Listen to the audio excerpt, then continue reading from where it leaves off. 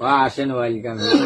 এতদিন পর্যন্ত আমেরিকার ধরনা হিন্দি 2000 আর স্থলযুদ্ধের জন্য তার 10,000।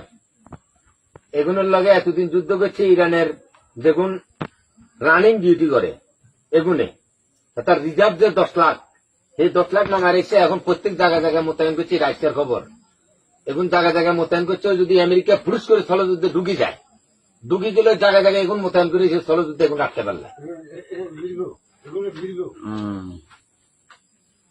হুট করে ঢুকি যাবো 2টা-3টা বাজে আকস্মিক বিমান হামলা করি, বোম টোম মারি, বাস মানুষের আতঙ্ক সৃষ্টি করে দিয়ে তারা এনে বাইরে উঠে ঢুকি যাবো। এই ঢুকি গেলে মানে ওগুলো চারিদিক থেকে আটকালে আর বাইরে আমেরিকা ফলো করছে যে বাইরে নইলে প্যারাশুট আছে না, হেলিকপ্টার প্যারাশুটে 2000 নামবো।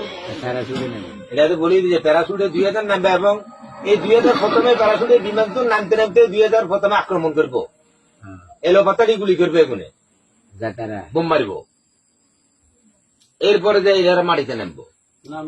প্যারাশুট যতক্ষণ আকাশে উড়ে ততক্ষণ এরা আকাশে ছায়ে যুদ্ধ করবো।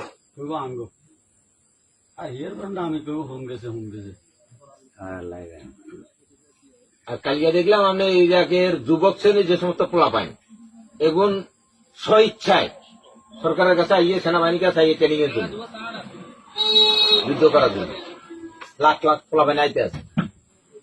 আর হাতারা চিন্তা করছে আমার রাষ্ট্র যখন আমরা এনে এনে তো আমার ব্যস্ত আর করবি নাকি আমার দেশের মতন কি দল বাইজুন কে কোন দল হলে তো আমেরিকাতে নামলে তো আমার ব্যস্ত করি তো মরিজন যাম এনে তো বাসা বাসিনি হয়তো প্যারাশুটে নামি কোনটা কোন দল করে এটা টোকাইবনি। এদের যাই রবির কাস্টমার কেয়ারের নাম্বার কত কোথায় আছে?